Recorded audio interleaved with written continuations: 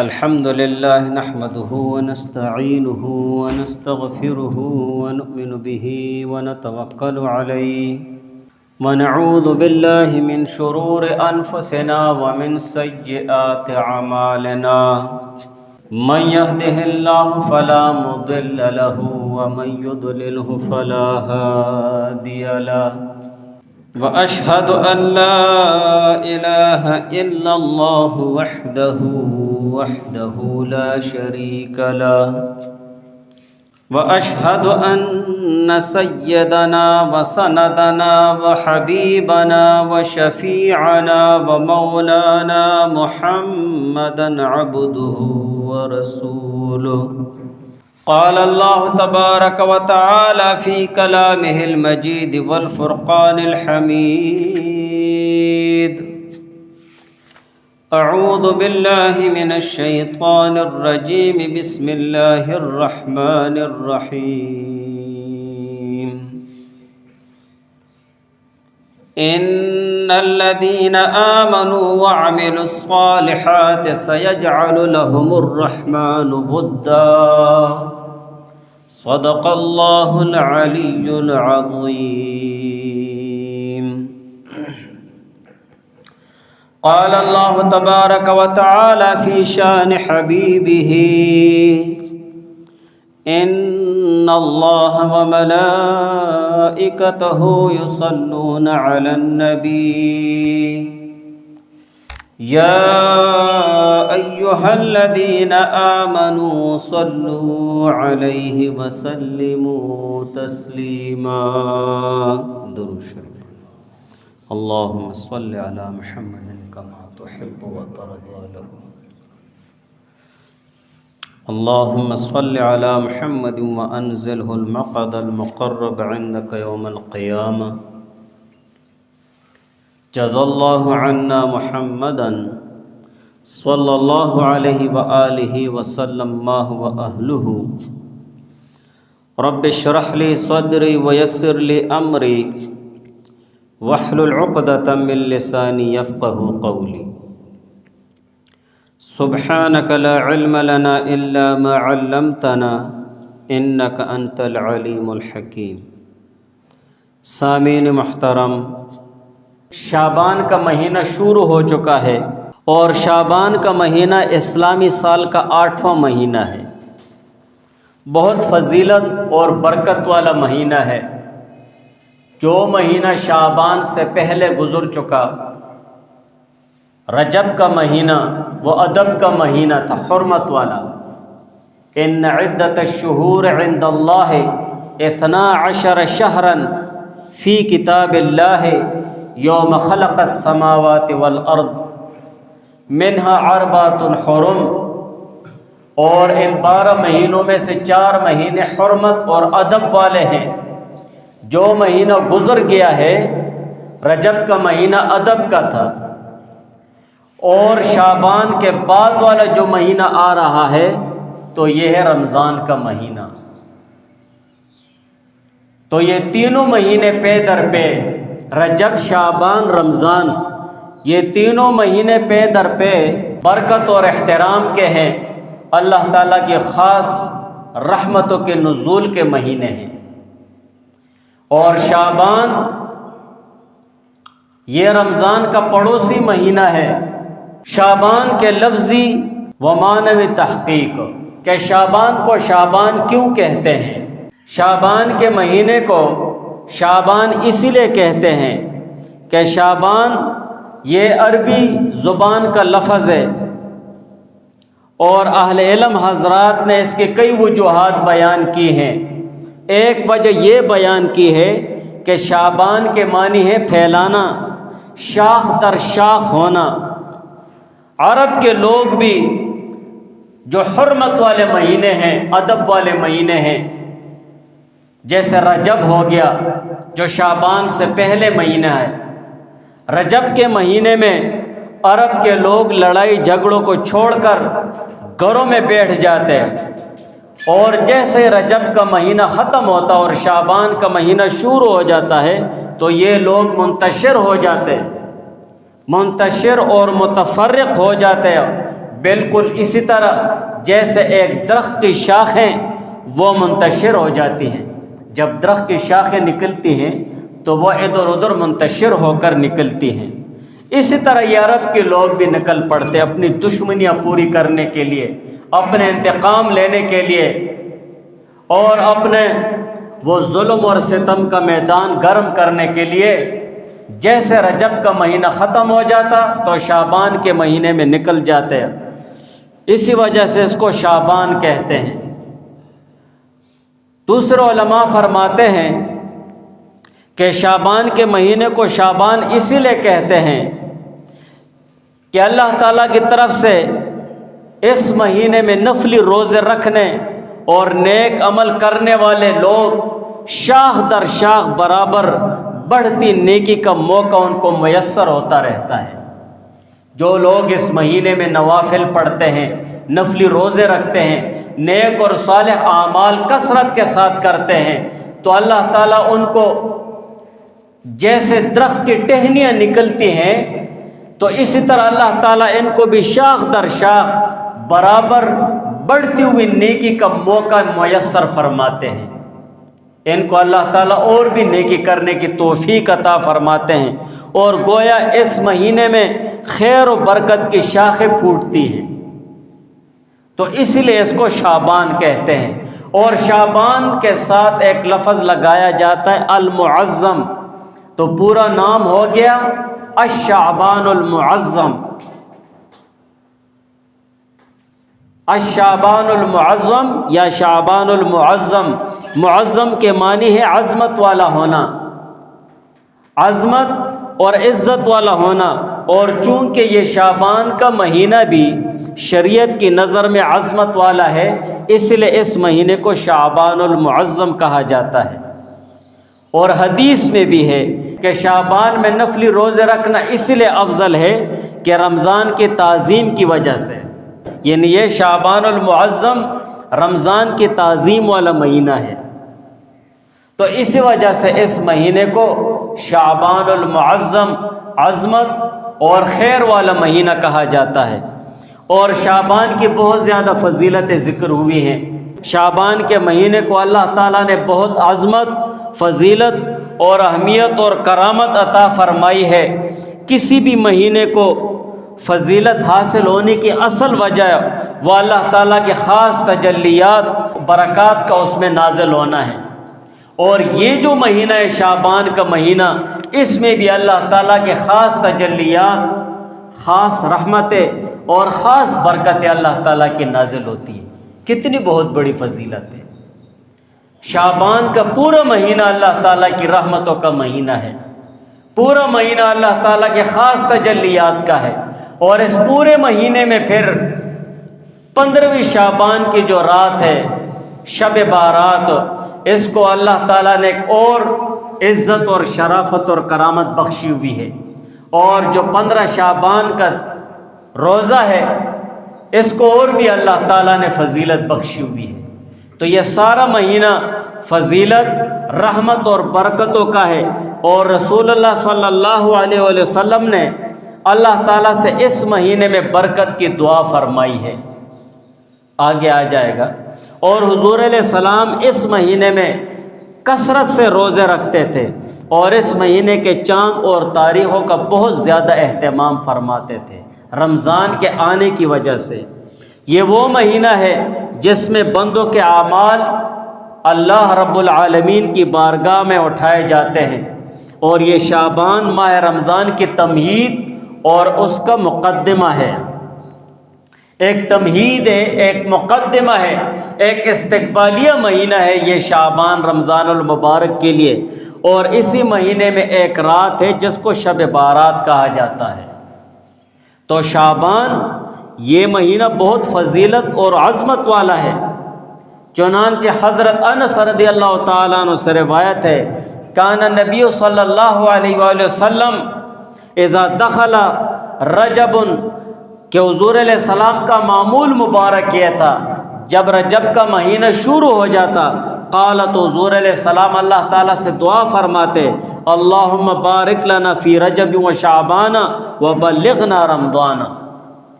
حضور علیہ السلام یہ دعا فرماتے، اللہم بارک لنا، یا اللہ ہمیں برکت عطا فرما ہمارے نیک اور صالح اعمال میں، ہماری عبادتوں میں، ہم جو اس میں روزے رکھ رہے ہیں، قرآن پاک کی تلاوت کر رہے ہیں، تمام نیک اور صالح اعمال میں ہمیں برکت عطا فرمایا۔ فی رجب و شعبان، رجب اور شعبان کے مہینے میں جتنی بھی ہم عبادتیں کرتے اور طاعت کرتے ہیں اس میں خیر اور برکت عطا فرما، وبلغنا رمضان، اور رمضان کے مہینے تک ہم کو پہنچا دے، ہماری اتنی عمر دراز فرما کہ رمضان کے مہینے تک ہم پہنچ جائیں اور رمضان کے روزے ہم رکھ لیں۔ تو حضور علیہ السلام نے رجب شعبان ان دونوں مہینوں میں اللہ تعالیٰ سے تمام اپنے اعمال میں خیر اور برکت کی دعا کی ہے۔ اس مہینے میں حضور علیہ السلام نے اللہ تعالیٰ سے خیر اور برکت اور شرافت اور کرامت کی دعا فرمائی ہے کہ اس مہینے میں ہمارے لیے برکت عطا فرما۔ تو یہ شعبان کا مہینہ بہت برکت کا مہینہ ہے، اور اسی طرح شعبان میں روزے رکھنے کی بھی بہت بڑی فضیلت ہے۔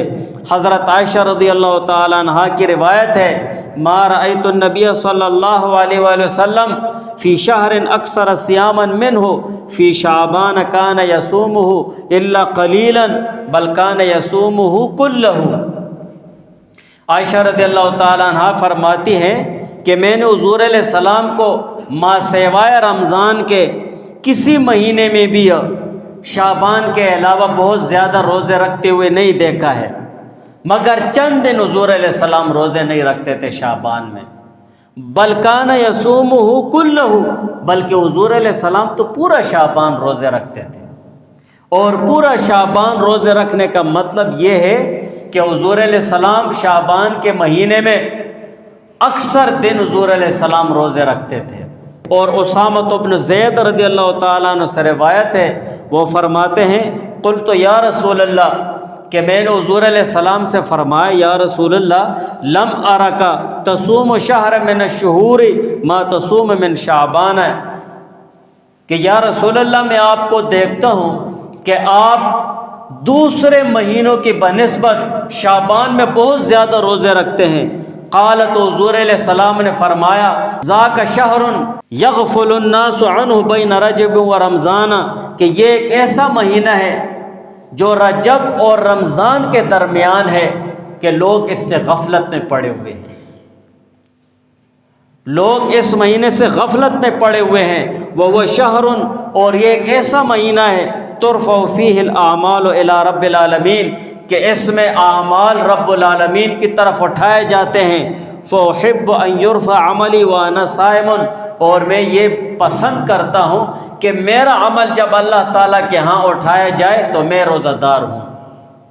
تو اس حدیث میں حضور علیہ السلام نے ایک تنبیہ فرمائی ہے، ذاک شہر یغفل الناس، کہ یہ ایک ایسا مہینہ ہے جس سے لوگ غفلت میں پڑے ہوئے ہیں، اس لیے کہ رجب کا مہینہ یہ ادب والے مہینوں میں سے ہے، ہر کسی کو پتہ ہے اس میں عبادت کرتے ہیں، اور شعبان کے بعد جو آنے والا رمضان کا مہینہ ہے وہ بھی سب کو پتہ ہے کہ یہ بہت عظمت اور برکت والا مہینہ ہے، عبادت والا مہینہ ہے۔ لیکن شعبان جو رجب اور رمضان کے درمیان والا مہینہ ہے شعبان کا، اس سے لوگ غفلت میں پڑے ہوئے ہیں۔ اس کی عظمت، اس کی برکت اور اس میں اللہ تعالیٰ کے خاص تجلیات اور خاص رحمتوں کے نزول سے لوگ غفلت میں پڑے ہوئے ہیں۔ اسی لیے حضور علیہ السلام نے فرمایا ذاک شہر، کہ یہ تو ایسا مہینہ ہے رجب اور رمضان کے درمیان جس سے لوگ غفلت میں پڑے ہوئے ہیں، غفلت سے نکلنا چاہیے، یہ بہت خیر اور برکت کا مہینہ ہے۔ حضرت انس رضی اللہ تعالیٰ عنہ سے روایت ہے، سئل النبی صلی اللہ علیہ وسلم، کہ حضور علیہ السلام سے پوچھا گیا ای الصوم افضل بعد رمضان، کہ رمضان کے مہینے کے بعد سب سے بہترین اور فضیلت والا روزہ کون سا ہے؟ فقال، تو حضور علیہ السلام نے فرمایا شعبان، شعبان کے روزے رکھنا رمضان کے بعد یہ سب سے افضل ہیں۔ کیوں؟ لتعظیم رمضان ہے، رمضان کی تعظیم کے لیے، رمضان کی عظمت کی وجہ سے شعبان میں روزے رکھنا یہ بہت افضل ہے۔ قیل پھر حضور علیہ السلام سے معلوم کیا گیا فَأَيُّ الصَّدَقَةِ افضل، کون سا صدقہ افضل اور بہتر ہے؟ قال تو حضور علیہ السلام نے فرمایا صدقۃ فی رمضان، رمضان میں صدقہ کرنا افضل اور بہتر ہے۔ تو یہ شعبان کا مہینہ یہ رمضان کے مہینے کے لیے استقبالیہ مہینہ ہے، اور شعبان کا ایسا مہینہ ہے کہ جب شعبان کا مہینہ شروع ہوتا تو صحابہ رضوان اللہ تعالی علیہم اجمعین اپنے دنیاوی کام کاج کو آگے پیچھے کر دیتے، کسی سے اگر قرض لینا تھا وصول کر لیتے، کسی کو دینا ہوتا تو وہ دے دیتے، اپنے مالوں کی زکوٰۃ وہ ادا کر دیتے، اور اسی طرح اپنے تمام کاموں کو آگے پیچھے کر کے وہ نہا دھو کر غسل کر کے صاف ستھرے کپڑے پہن کر اللہ تعالیٰ کی عبادت میں لگ جاتے۔ کیوں؟ اس لیے کہ یہ شعبان کا مہینہ یہ رمضان کے لیے استقبالیہ مہینہ ہے کہ اس مہینے میں ہم اللہ تعالیٰ کی عبادت میں قدر اضافہ کر لیں، تھوڑا تھوڑا اضافہ کریں گے، تھوڑا تھوڑا اضافہ کریں گے۔ اگر کوئی قرآن پاک کی تلاوت نہیں کرنے والا ہے تو سب سے زیادہ ضروری یہ ہے کہ وہ پہلے قرآن کی تلاوت شروع کرے۔ جو قرآن کی تلاوت کرتے ہیں تو وہ اگر 1 سپارہ پڑھتے ہیں تو 1.25 سپارہ کر لیں، 1 پاؤں زیادہ کر دیں، پھر کچھ دن گزر جائیں 1 رکوع 2 اور زیادہ کر دیں، تھوڑا تھوڑا کر کے ہم نوافل میں بھی زیادتی کریں گے۔ اگر آپ دن رات میں 6 رکعت نوافل پڑھنے والے ہیں تو اپنی نوافل 10 رکعت کر دو۔ آپ اس طرح آہستہ آہستہ تھوڑی تھوڑی عبادت کو زیادہ کرو گے تو جیسے رمضان کا مہینہ شروع ہوگا تو آپ بہت زیادہ عبادت کرنے کے خوگر ہوگے، بہت زیادہ عبادت کرنے کے عادی ہوگے۔ تمہارے اوپر یہ عبادت جو تو نے شعبان میں تھوڑی تھوڑی کر کے زیادہ کی ہوگی، رمضان میں یہ آپ پر بوجھ نہیں بنے گی، اس لیے کہ اتنی عبادت کا تو تمہارا بدن عادی ہو چکا ہوگا، اتنی عبادت تو وہ مانگے گا کہ اب میں اتنی عبادت کروں۔ تو یہ شعبان رمضان کے لیے استقبالیہ مہینہ ہے کہ ہم جیسے شعبان شروع ہو جائے ہمارے دل و دماغ میں یہ بات بیٹھ جائے کہ رمضان کا مہینہ سر پر آ گیا ہے۔ اب ہمیں فکر کرنی چاہیے کہ رمضان کے مہینے کے لیے ہم ایسا لائحہ عمل بنائیں اور ایک ایسا طریقہ کار اپنائیں کہ ہم اس لائحہ عمل اور طریقہ کار پر عمل کرتے ہوئے ہم رمضان میں بہت زیادہ عبادت کے لیے فارغ رہ سکیں، بہت زیادہ عبادت ہم دل جمی سے کر سکیں۔ اسی وجہ سے شعبان کے مہینے میں اپنے کام کاج کو آگے پیچھے کر کے ہم اللہ تعالیٰ کی عبادت میں لگ جائیں، اور جتنی عبادت ہم کر رہے ہیں اس سے قدر ہم عبادت میں اضافہ کر دیں۔ تھوڑا تھوڑا اضافہ کریں گے تو رمضان میں ہم بہت زیادہ عبادت کرنے کے وہ عادی ہو چکے ہوں گے، پھر بدن پر وہ عبادت بوجھ نہیں بنے گی۔ تو حضور علیہ السلام نے فرمایا کہ شعبان کے مہینے میں روزے رکھنا یہ رمضان کی عظمت کی وجہ سے بہت زیادہ بہترین روزے ہیں، سب سے افضل روزے ہیں۔ تو شعبان کے مہینے میں روزوں کا اہتمام ہونا چاہیے۔ اور دوسری چیز اس حدیث میں یہ ذکر ہو گئی کہ ایو صدقۃ افضل ہے، کہ کون سا صدقہ افضل ہے۔ رمضان میں صدقہ کرنا بہت افضل ہے۔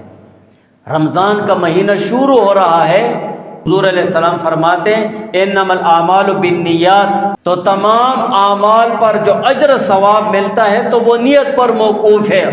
اگر آپ صدقہ اور خیرات شعبان میں اس نیت سے کرتے ہیں کہ رمضان کا مہینہ شروع ہونے والا ہے، بہت سارے غریب غربا لوگ ہوں گے، بہت سارے ایسے گھرانے ہوں گے جن میں راشن نہیں ہوگا، آپ اپنی تنخواہ سے کاٹ کاٹ کر تھوڑا تھوڑا کر کے ان لوگوں کے لیے تھوڑا بہت سامان لے آئے۔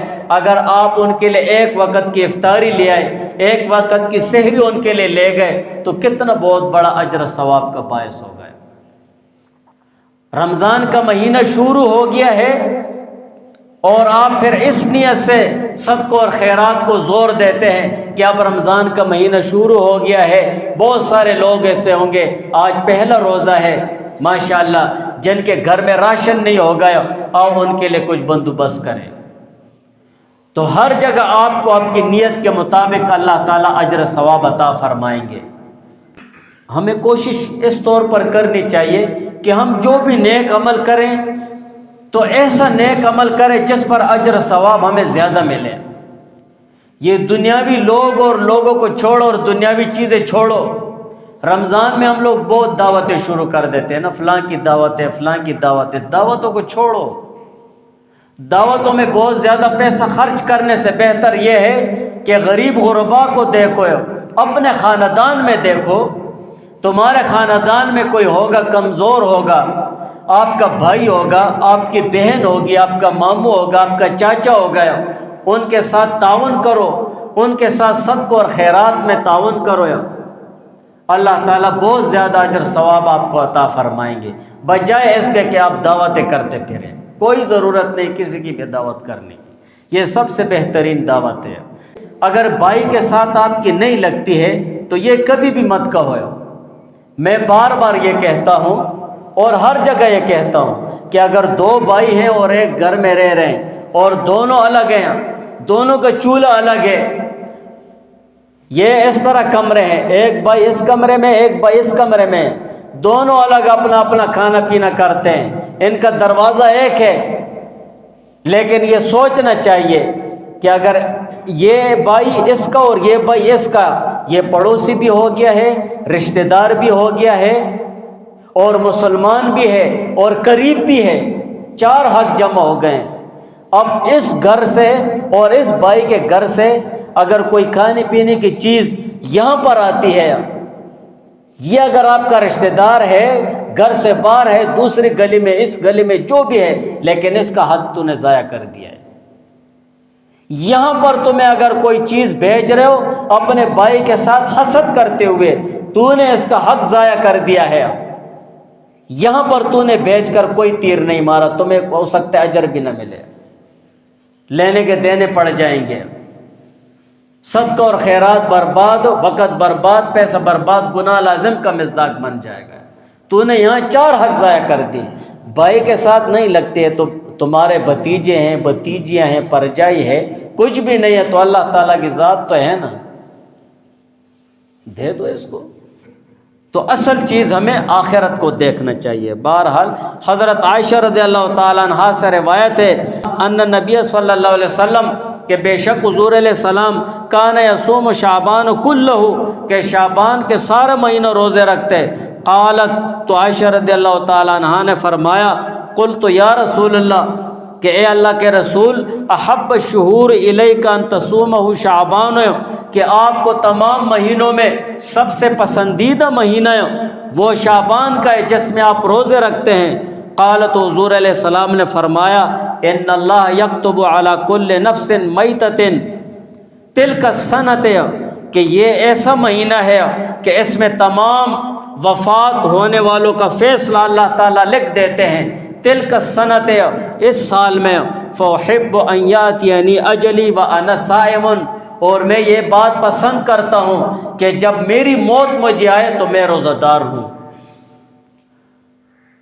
تو اس شعبان کے مہینے میں ان لوگوں کے نام لکھ دیے جاتے ہیں جو اس سال میں وفات ہونے والے ہوتے ہیں۔ اور اسی طرح نصف شعبان کا بھی ذکر آیا ہے۔ حضرت عائشہ رضی اللہ تعالیٰ عنہا سے روایت ہے، حل تدرین، یعنی حضور علیہ السلام نے فرمایا کہ اے عائشہ، کیا تمہیں معلوم ہے ما ھذہ اللیلۃ، کہ یہ نصف شعبان کی رات کیا ہوتی ہے؟ قالت، تو عائشہ رضی اللہ تعالیٰ عنہا نے فرمایا، ما فیہا یا رسول اللہ، کہ اس رات میں کیا ہوتا ہے؟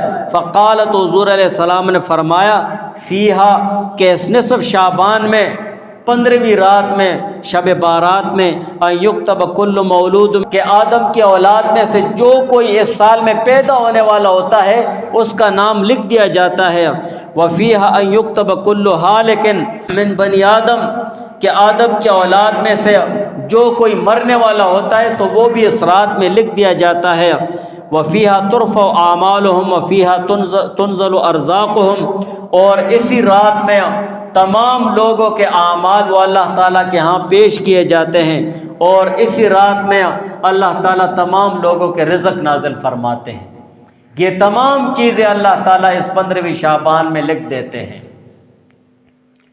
تو 15ویں شعبان یہ بہت زیادہ فضیلت والی رات ہے، اور اس 15ویں شعبان کو شب بارات کہتے ہیں، اور بھی بہت سارے اس کے نام ہیں، لیلۃ السک، لیلۃ المغفرت، دوسرے بھی بہت سارے نام ہیں، لیکن مشہور نام اس کا شب بارات ہے۔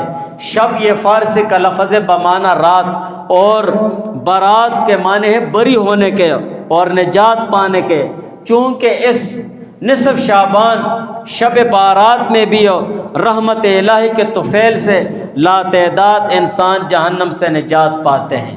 اللہ تعالیٰ اپنے فضل سے اس شب بارات میں مغفرت فرماتے ہیں، اور حضرت عائشہ رضی اللہ تعالیٰ عنہا سے روایت ہے، ان اللہ عز وجل ینزل لیلۃ النصف من شعبان الی السماء الدنیا، کہ نصف شعبان میں بے شک اللہ تعالیٰ نزول فرماتے ہیں نصف شعبان میں الی السماء الدنیا، آسمان دنیا کی طرف، یعنی اللہ تعالیٰ شب بارات میں رحمت کاملہ کے ساتھ اپنے بندوں کی طرف متوجہ ہوتے ہیں۔ فیغفر لاکثر من عدد شعر غنم کلب، کہ اللہ تعالیٰ بنو کلب قبیلے کی بکریوں کے بالوں کی تعداد سے زیادہ لوگوں کی بخشش فرماتے ہیں۔ کتنی بہت بڑی فضیلت ہے۔ اور علی بن ابی طالب رضی اللہ تعالیٰ عنہ سے روایت ہے، قال قال رسول اللہ صلی اللہ علیہ وسلم، کہ حضور علیہ السلام نے فرمایا، اذا کانت لیلۃ النصف من شعبان، کہ جب شعبان کی 15ویں رات ہوتی ہے، فقوموا لیلہا، تو اس رات میں اللہ تعالیٰ کی عبادت کرو کثرت کے ساتھ، وصوموا نہارہا، اور 15 شعبان کو روزہ رکھو، فإن اللہ ینزل فیہا لغروب الشمس الی سماء الدنیا، کہ بے شک شب بارات کو اللہ تعالیٰ تمام انسانوں کی طرف رحمت کاملہ کے ساتھ متوجہ ہوتے ہیں۔ فیقول، اور اللہ تعالیٰ کی طرف سے عرض ہوتا ہے، الا من مستغفر، کوئی ہے مجھ سے بخشش مانگنے والا، فاغفر له، تاکہ میں اس کی بخشش فرماؤں۔ الا مسترزق فارزقہ، کوئی ہے مجھ سے رزق مانگنے والا کہ میں اس کو رزق دوں۔